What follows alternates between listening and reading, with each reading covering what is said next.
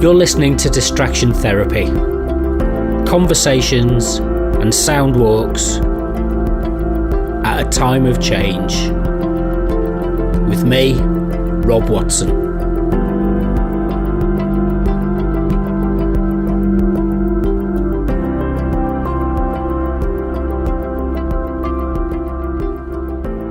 Okay, my name is Tina Barton and I wouldn't know how to describe myself, so I describe myself to different ways to different people.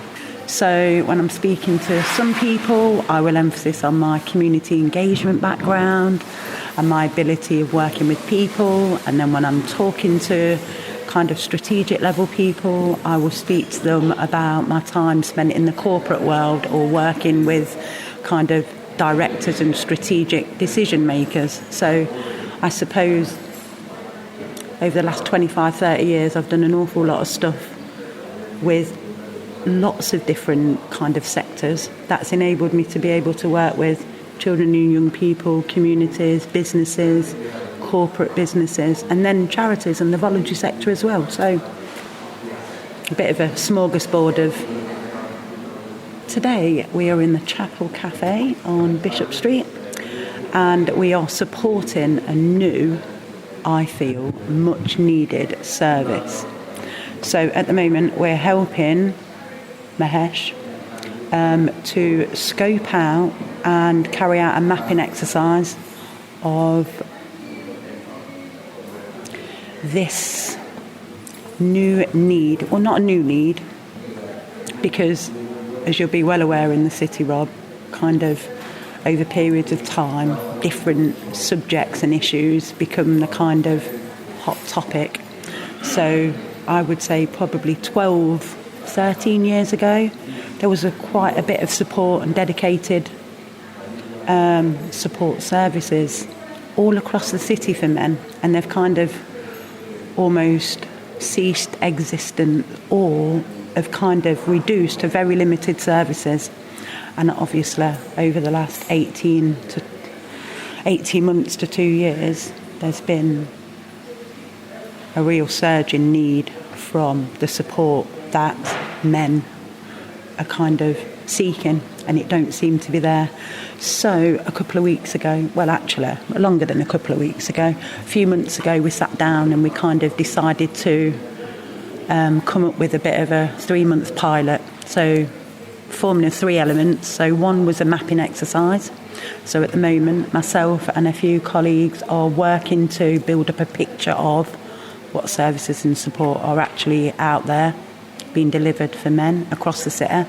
So we know that we've got lots of children's centres and lots of female kind of geared up projects and organisations that are doing fantastic work, but even those organisations are seeing that they're getting requests for support from male men, fathers, young boys, for a range of different reasons, and these are spanning from debt advice to employment advice to domestic violence, so a whole raft of kind of needs. So what we're working at the moment is building up a picture, contacting organisations, contacting former male dad support workers all across the city, and kind of building up a picture of what the current provision looks like.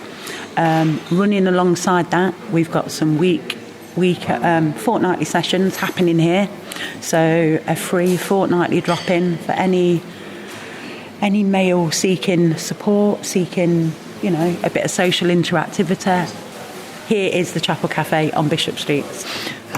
So yeah, we are running fortnightly drop-ins free from 10:30 to 12:30 for anybody to come and have a chat, have a coffee, kind of talk to a range of people about their needs, and then hopefully for them to start to get the support and guidance and kind of signposting that they need in order to get them on their journey of support.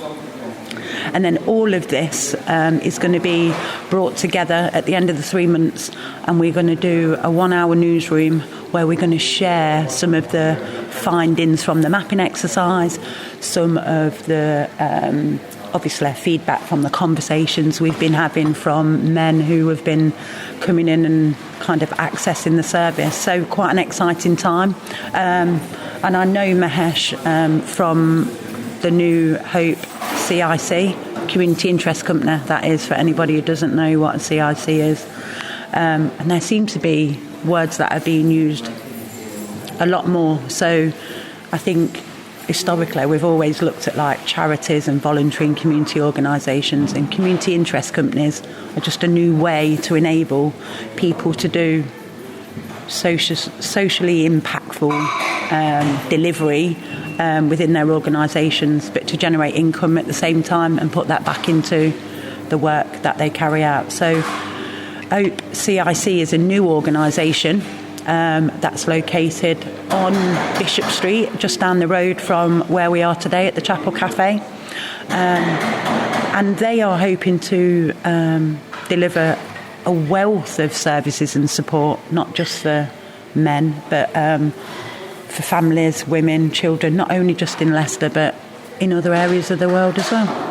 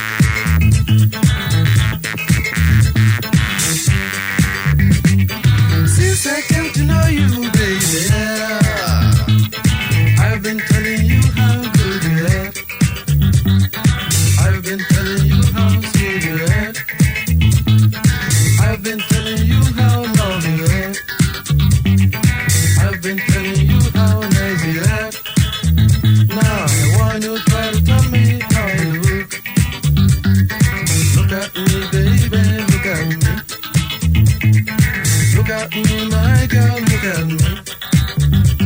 I want you to try to tell me how you feel about me, babe. I want you to try to tell me how I do.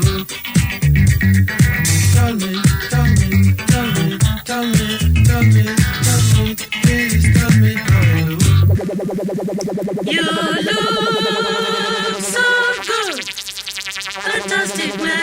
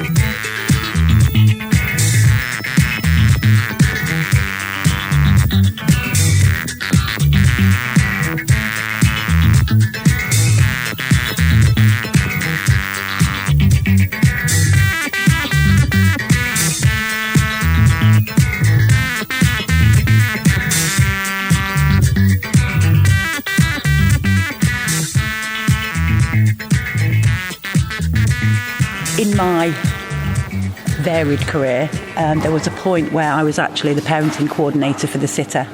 So at the time, we were commissioned to write the new parenting strategy for Leicester City Council. And I, as the parenting coordinator, we made a pot of, I think it was like £35,000 at the time available for lots and lots of parent groups across the city to kind of run mini consultations to kind of find out what parenting need and support was like. There were several key learnings from my role when I was the parenting coordinator. One was a very observational one. And because of my background, my mum was one of the founder members of Turning Point Women's Centre. So from a very early age, I seen what was capable of being achieved by women who came together. But I was very aware from a very early age too that there was a lack of services for men. And even though I grew up around lots of, I would say, strong women who were very good at advocating for other women and kind of, we're being recorded here, so I'm going to choose my words very, very carefully. So in a nutshell, through my time being a parenting coordinator, I realised that, there is a need for support for women. But that is not to say that men do not need that support as well. And I was absolutely shocked that back in 2008, 2009, and even now to some extent, a lot of those services are still geared up to support women. And a lot of the posts within these organisations are delivered by women who have their own experience, negative experience of men. So with that very thing in place, the men that I were meeting who needed support would not go into a Sure Start centre or not go into the services that were designed to support parents because of this instilled negativity and stereotyping of the way in which women who had been domestically abused by their partners were delivering services now to support those very people. there was very limited, I feel, groups at that time that were managed and geared up and totally 100% open to supporting the needs of men. And I still think it's a problem now. And I think this is because of a number of reasons. So historically, there's not been any qualifications so there's not any courses or qualifications historically for parent workers. There definitely wasn't back in 2008, 2007. So an awful lot of jobs that were there to support domestic violence were being targeted at women, and it was women delivering them, even though there's clearly a huge need to support men. And the number of men that I did meet that were on the receiving end of being in abusive relationships or not getting the support they need as a parent, getting access to their children, that kind of thing, they just did not know where to turn.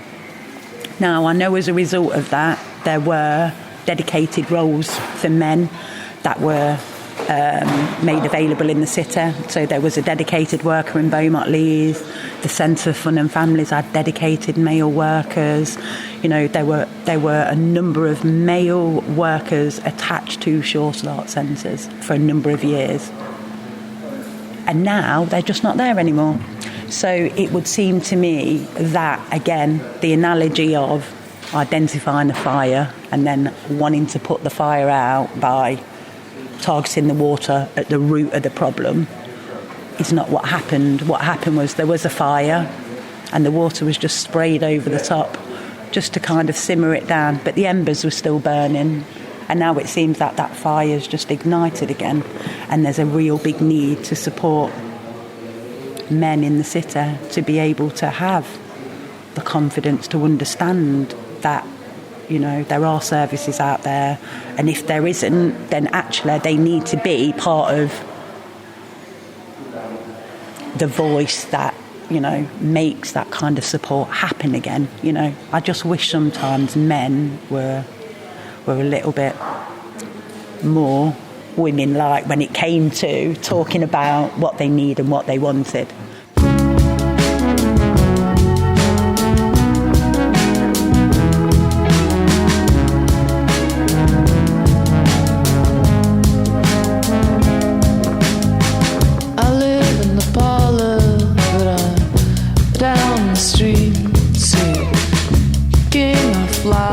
Off the floor and drinking tea, but you don't love me, that's news to me. I met your daughter the other day, well that was weird. She had rhinoceros-shaped earrings in her ears. But hey man, have a soda, it's on the house. Remember what I told you about the rooms inside this house? But you don't love me, that's news to me. That's news to me. That's news to I think you and I could be in love. If you believe in yourself, free your soul. I'm always ready to tell, I know what to do.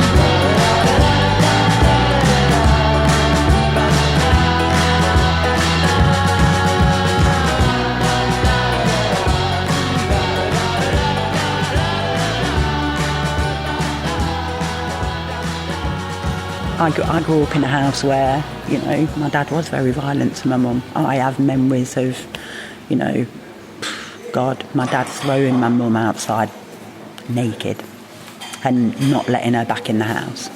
You know, coming back from the pub at early hours in the morning, demanding that she made him a roast dinner.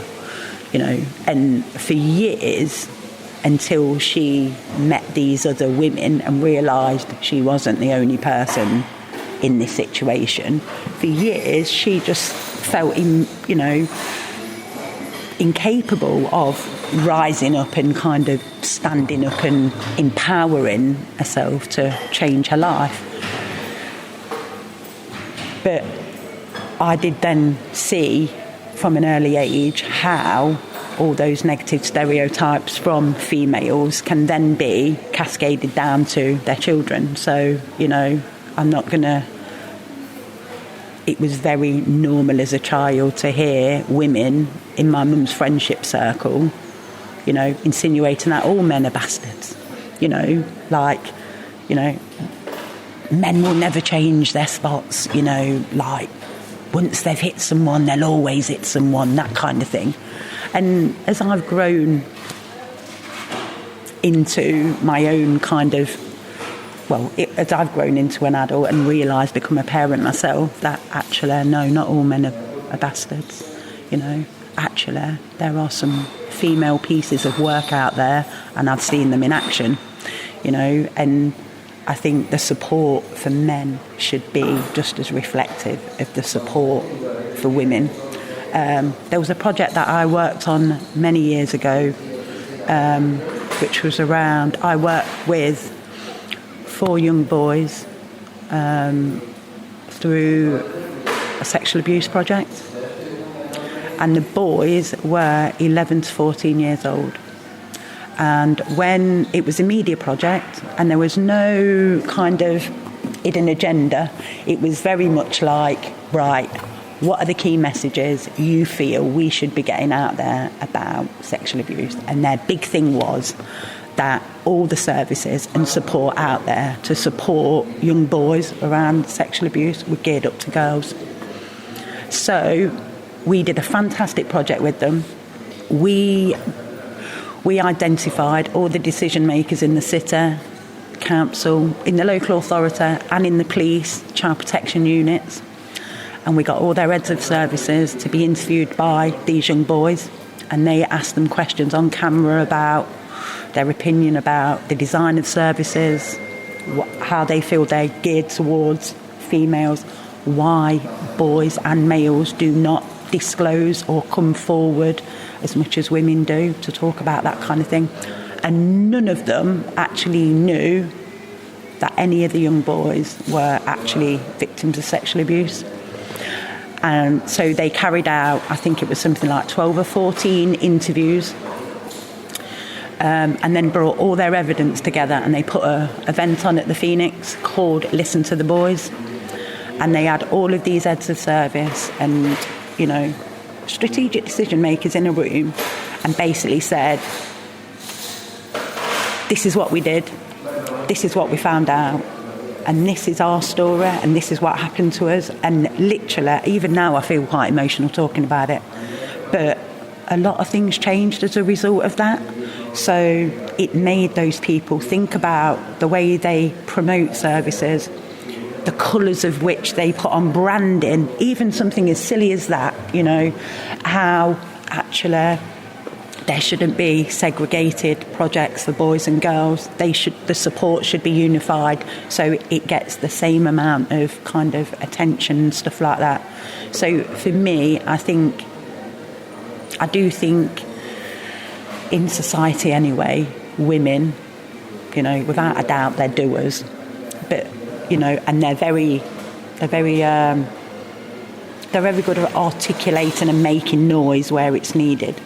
Whereas historically, it's just not the norm for men to be like that. And I suppose one of the biggest jobs is to actually normalise that and actually empower men to actually say, well, if you feel like that, we can do something about it. If that is your opinion, then let's get it out there. If that's your story, then let's enable people to listen to it. And I think the more men see other men doing that, it's that whole permission thing again, isn't it? It's almost like, oh, I never knew I was allowed to have my story printed, or I never knew I could make a little film, or people were actually interested in what's actually happened to me. And I think the more we do around that, and the more we normalise that it's okay for men to talk about their problems, access services, and actually be empowered to actually say, we need this service for us, or actually we want our own centre for men. I don't know of one men's centre in the whole of the city. And it's something I've been very aware of since the 80s when the Women's Centre set up. So, I think I've rambled a bit there, haven't I?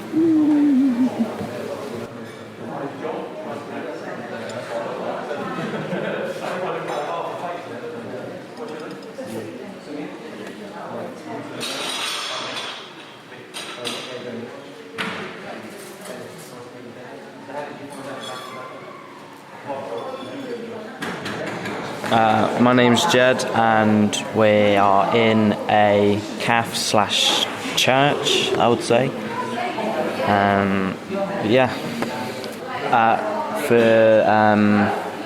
Basically in school, we're not allowed to wear shorts. So me and a few other lads have put skirts on, and then we've tried to speak to the teachers about why we're not allowed to wear shorts and stuff. And then there was the deputy heads have pulled me out of lesson to talk to me about why we're trying to do this and stuff. And I was trying to explain why we should be allowed shorts, because when we had the hot weather, we was all dying from it, and we was just a lot of suffering from it because of how hot and sweaty we got. There was a day, the first really hot day we had, and we was all really warm and we started to sweat quite a lot. So we asked the teachers, are we allowed to wear shorts because of how hot it was? And they said, no, we're not allowed. So me and a few other boys made the decision, we'll wear a skirt then. So then we decided so I got my friend to bring me a skirt in for the next day. And then I wore that, and I just went around school all day with it on, and then I had my shorts on underneath.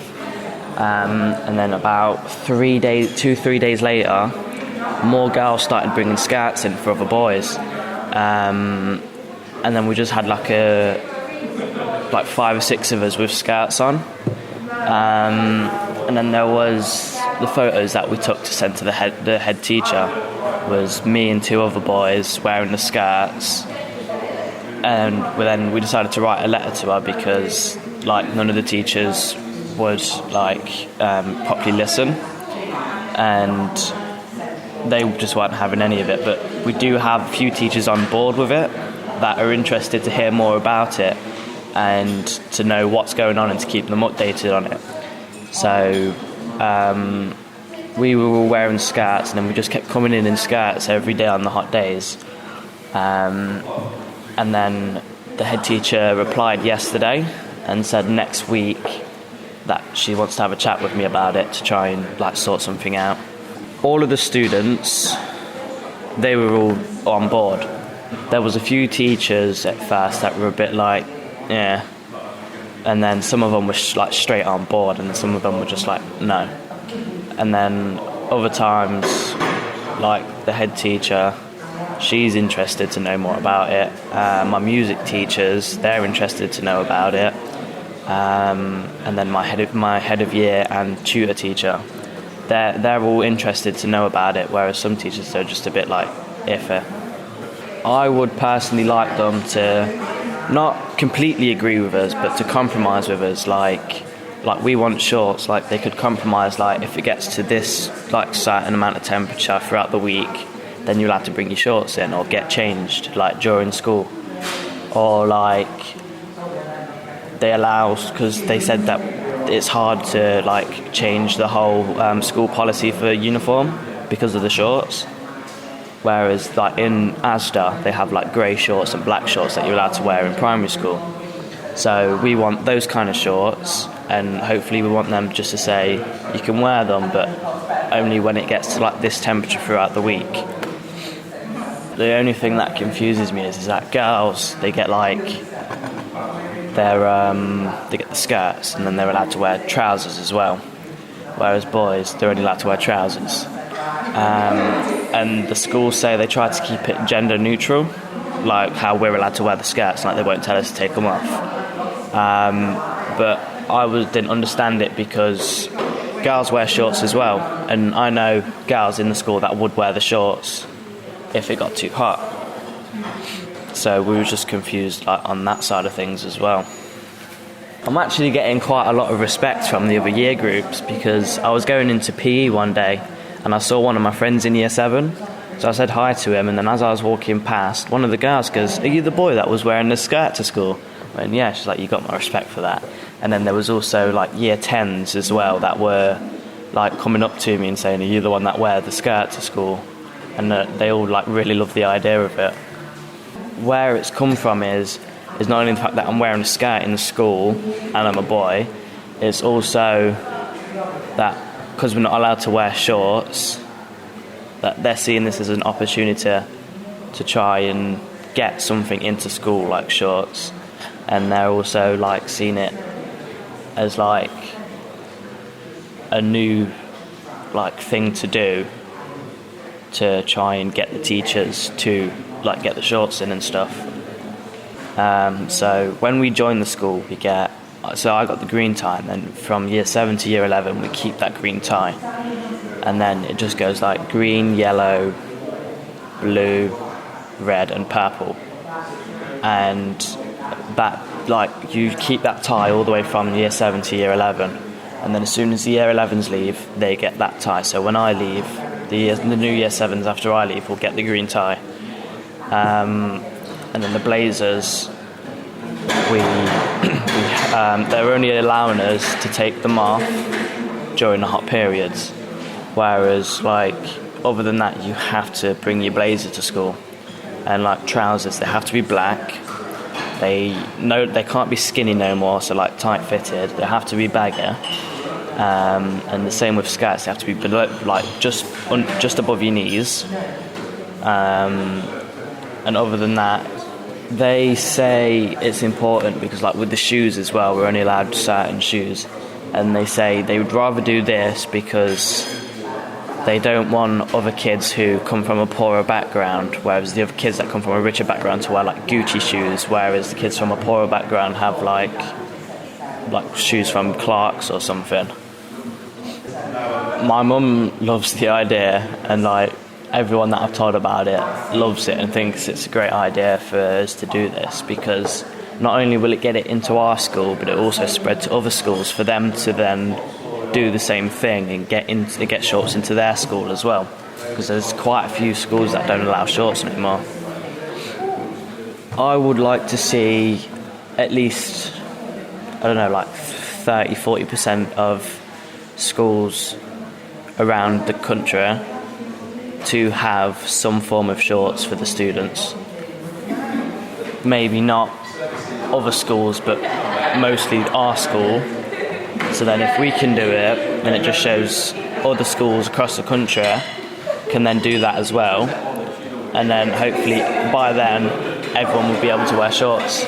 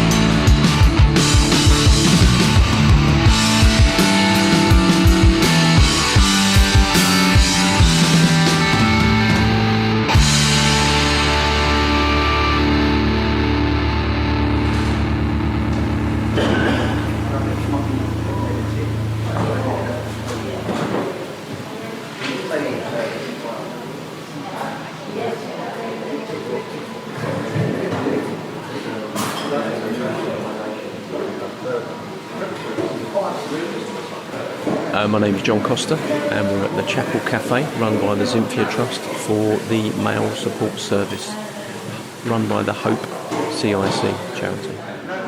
The idea really was to investigate the opportunity to set up a male support service, a new male support service, but slightly differently, rather than one that was focused on offering a whole range of services to men, for whatever that was, ranging from being victims and survivors of domestic violence themselves through their marriage or a same-sex relationship, whether that's coming out of prison, whether that's addiction, or any kind of mental health issue, then there are people that run those services. And so as part of the exercise, it's threefold. One is to run these drop-in support services here at the cafe for 2 hours, every week for 2 weeks for 3 months, so there'll be six sessions. Alongside that, we're doing a mapping exercise to find out what support services are available for men, what they specifically deal with, and also what they don't deal with. Because certainly from my experience of running Citizens Eye in the past, you find that there's a lot of silos. So there's support for mental health, there's support for addiction, there's support for recovery. Sometimes they struggle to be able to offer connection. So you have these silos where you can get help, but you can't get help in a holistic way. So what we're hoping is at the end of the mapping exercise that's been done by my colleague Tina, is that we'll have a comprehensive list of what support services there are for men across all of those range of areas, but also we'll identify where the gaps are.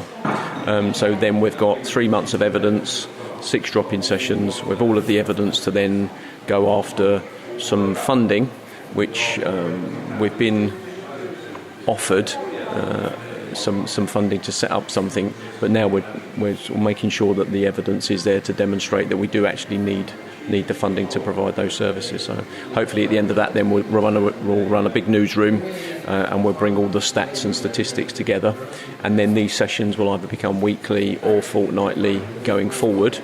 I'd like to think that after this pilot of 3 months, we'll do the next 3 months, we'll probably do one every week for sort of the 10 or 11 weeks that build up till Christmas. So then we've done them fortnightly for 3 months, then we've done them weekly for 3 months, and then we'll be able to find out when's the best time.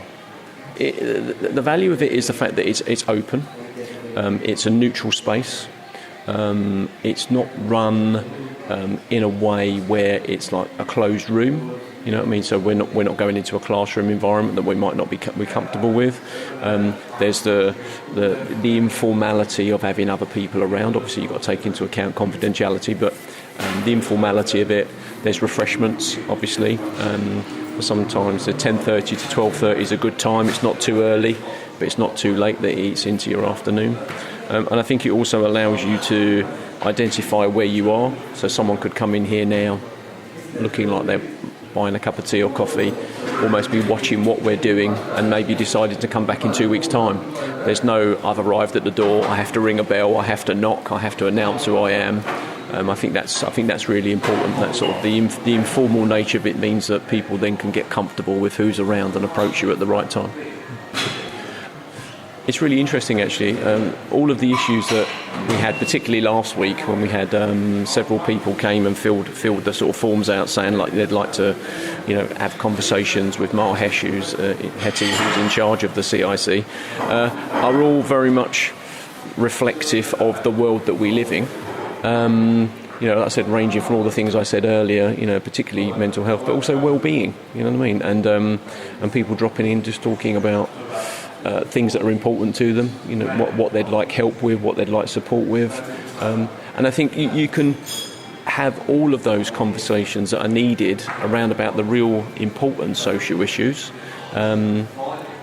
Online, yes, but sometimes it's nice to have that kind of conversation, talking about, what are your rights? How do you approach someone to turn around and say, well, look, I'm not looking for confrontation. I'm looking for a solution that everybody's going to be happy with. I'm not looking for you to lose face.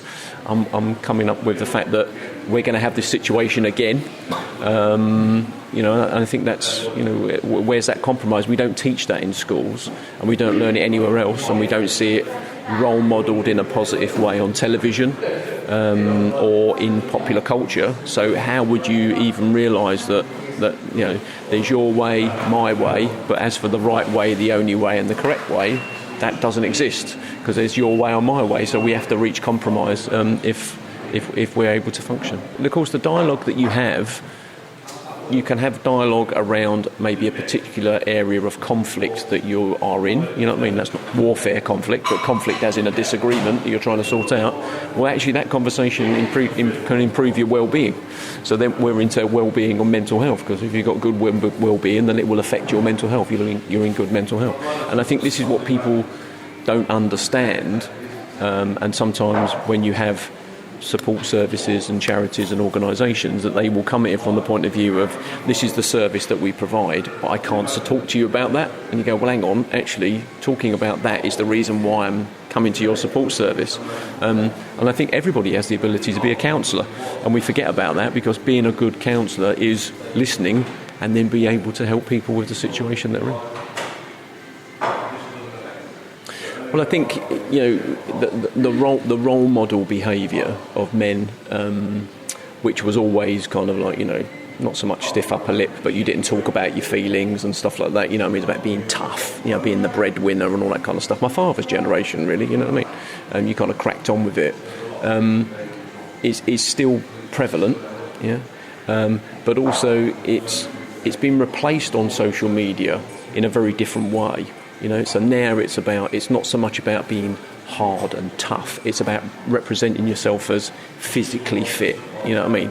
The six-pack. Do you have a tattoo? Do you, body image and stuff like that. Whereas when you think about what the reality is well, you can be tough and cry.